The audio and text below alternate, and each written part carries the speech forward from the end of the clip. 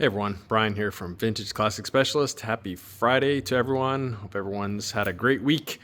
And it is time for another episode of Day in the Life of Vintage Classic Specialist. So again, had at least the inside of the shop here mostly to myself today. And Santiago, our upholstery guy, was finishing up the carpet on this guy. I'll talk about that a little bit later and show it in some more detail. And Renee our paint and body guy, was applying paint to the 68 Ghia. So super exciting. He got an initial couple coats on there, I think, actually, or at least a good coat everywhere. And I'll talk about that a little bit more towards the end of the video. So I worked on this one here. I believe I've finished everything on his checklist, except I do need to take the car for a spin and make sure that I'm happy with the carburetor setting, and worked on that one a little bit as far as putting its front end together. So why don't we go ahead and start with this one? So we had done an oil change already. I had already checked the timing, synced the carbs, all the stuff related to the motor that he wanted done. However, what I had not done yet is adjust the valves. So started off with that this morning, and there was actually a couple of them that were a little bit on the tight side. So not sure, 100% sure what's up with that, but I don't think it's anything to be concerned about. But I did need to adjust a few of them. Not a big deal though. They weren't off like that much. But anyway, I did that. And let's see, the other thing I did, because we did, so I'd mentioned before that when the car was in here about a year and a half ago, I put an adjustable front end on, did an alignment and so on. And then he took it to some alignment shop and they put caster shims in it. And it just, I don't know, kind of threw the whole thing off. So he had us remove the caster shims. And then I went ahead, just to be thorough, and rechecked his alignment as far as the toe, which is about all you can really adjust on these cars. And it was pretty much spot on, about 2.5 millimeters of toe in, which is about right where I usually like to set them. So no changes needed there, but I did check it, kind of check that off the list. And I think the only other thing that still needed to do on his list was he hasn't been happy with how his retro sound radio is sounding. And let's take a look at his stereo system here real quick. So he has some very cool vintage speakers in here. Get my light out so you can see these. So he's got these sitting here on his bamboo tray. I don't remember who made these. These might be, well, they're attached down. I don't want to try and pick them up. I'm thinking these might be Motorola, but I'm not 100% sure. But they are vintagely appropriate for this car. Super cool looking.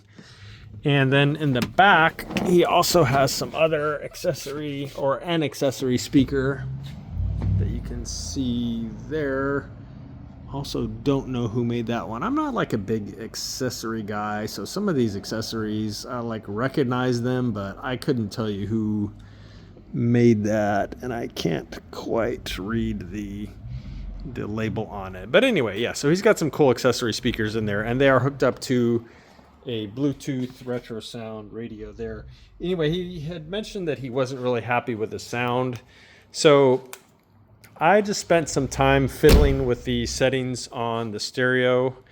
Pretty much just, turned on the radio, got a station where I got good reception, and then just started fiddling with bass, mid-range, and treble, which are kind of the three main sort of equalizer type settings on there, and got it actually sounding a lot better. It did actually sound pretty bad originally, because everything was just set in the middle. The bass, the treble, the mid-range were all just set on their default settings, which is 0 essentially. And so, I adjusted all those up and down a little bit, and I played with the fader, which is, of course, the bias of sort of front to rear speakers. And it actually sounded best with that set in the middle, so equal to the front and back. And that was it. So it sounds a lot better. We'll see when he comes in.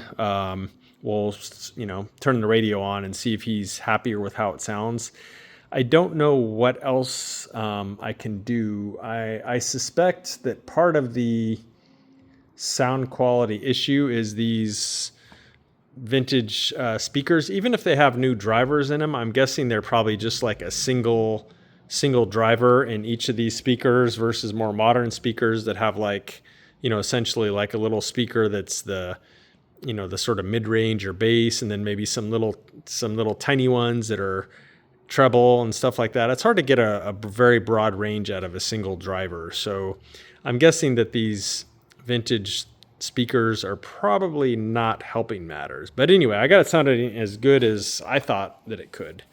So that was kind of the last thing on the checklist of this one. The other thing, like I mentioned, I need to take it for a spin. I'll probably do that tomorrow and just make sure it's, running good, stopping good. We did go through and exchange the brake fluid in it and bleed everything. So yeah, just like a final check to make sure it's running and stopping and turning good, all that stuff. And probably get this one on its way probably first thing next week, I suppose.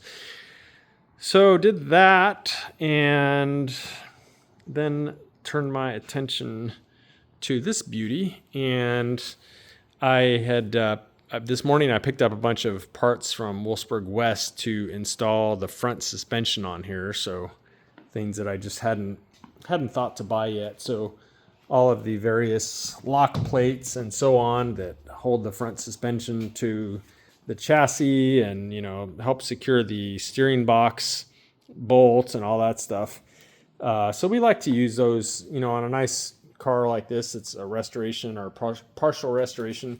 We like to use all those correct lock plates. Let me pause for a second here while I get myself down there.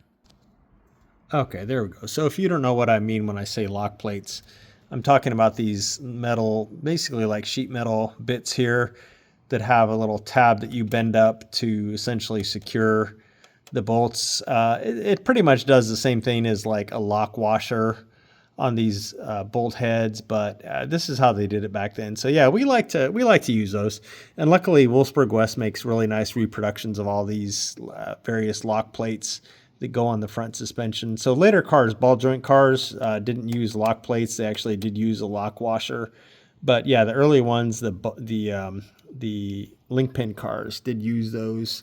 And then there's some other ones that go on the steering box and stuff like that. So we got all that for this car. And then again, installed the front beam, as you can see there, and installed the front torsion arms with their seals.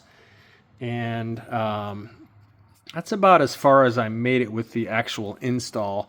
I did, however, spend some time restoring some of the parts that I hadn't got around to yet. So the steering box clamp was all ugly, as was the pitman arm. So cleaned those up and painted them. Likewise with the flanges there for the steering coupler and the clamp for the steering coupler. And then a bunch of the original hardware, also went ahead and restored that for reuse. So the ones I was showing earlier on holding the front beam, those are original K-Max bolts that I cleaned up and re-blackened and stuff. And same with these. These are the ones that hold the link pins. So those go through the ends of the trailing arms here. So yeah, I like to use restored hardware on a nice car like this when possible. So yeah, that's about how far I made it on this guy. Pretty much restoring hardware and then installing the beam and the arms. So let's talk about this guy. So this is what Santiago was working on today, and he finished the carpet. So you can see that all nicely tucked in back there, how it's supposed to be, so that when you fold the seat down, this piece kind of unfolds out to make like a smooth transition in there, like that. So yeah, I went ahead and did that with the new German square weave carpet here, and cleaned up and painted, the various metal pieces and stuff that go with that. And let's see, he did finish up here and installed the rubber floor mats and cleaned up her seats and put those back in, put the back door or the back interior panels in. And then Santiago went ahead and started pulling off the door panels at least. So we are going to completely rebuild the doors on this car, at least, you know, everything related to the windows. Because as I pointed out before, the window seals are pretty crappy. And she mentioned that, not surprisingly, you know, they leak water when, you know, she tries to wash the car, if it gets in the rain or whatever. So yeah, we're going to replace all that stuff.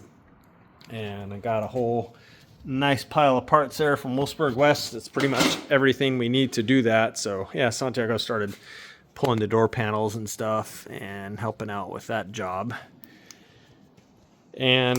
But the big thing today, and I'm not going to show you, but I will probably show you tomorrow. So please be sure to tune in to tomorrow's episode. The formerly crusty 68 Ghia has a really good coat of paint on it now. So he painted inside the car. He painted the engine compartment, the front trunk, under the fenders, you know, the inside and outside of the dash, up underneath the dash, all those areas. So pretty much everywhere that car gets paint is now has paint. So tomorrow, I think what he's going to do is he's going to clear coat the so it's a two-stage paint job, and so far he did the first stage. So I think tomorrow he's going to go and apply the clear coat to like the engine compartment and the front trunk and maybe part of the interior of the car and maybe under the fender wells and stuff like that. And then the outside of the car, which does already have a really good coat of paint, he's going to go and like lightly sand it. I don't know what grit he's going to use, but something pretty fine. And then we'll just go over the car with a very fine-tooth comb and look for any little, like, you know, pinholes or anything like that going on with it. Any little imperfections that need a little bit more sanding. And then it'll get its final, you know, probably couple coats of paint and then 2 or 3 whatever coats of clear coat. So that car is probably going to be fully painted by probably like Monday. I think we'll be finishing up that paint job. Well, of the main body. So the caveat there is that the doors and the deck lid and the front hood will be painted a little bit later. But as far as the actual like shell itself, and of course, again, we're talking about the 68 Ghia, the shell itself will be pretty much fully painted by Monday. So super excited about that. And it is looking amazing, guys. I'm really excited to show you this thing when it's finally painted. So yeah, huge deal, big milestone. That car was really a mess when it came in, and Renee has knocked it out of the park as far as taking on that challenge with that car, because that thing had rust everywhere, and where it wasn't all rusty, it was all dented. So lots and lots and lots and lots of work going into that car. So yeah, stay tuned, and I will be giving you updates here as the paint is going on. So as far as today, guys, I believe that is it. I will be in tomorrow for probably like half a day, which is probably from 9 to 1 or so, something like that. So there will be another episode tomorrow, and I will try and show you the Ghia with some paint on it. So look forward to that. Anyway, thank you guys all for watching, and I will see you again tomorrow. Bye.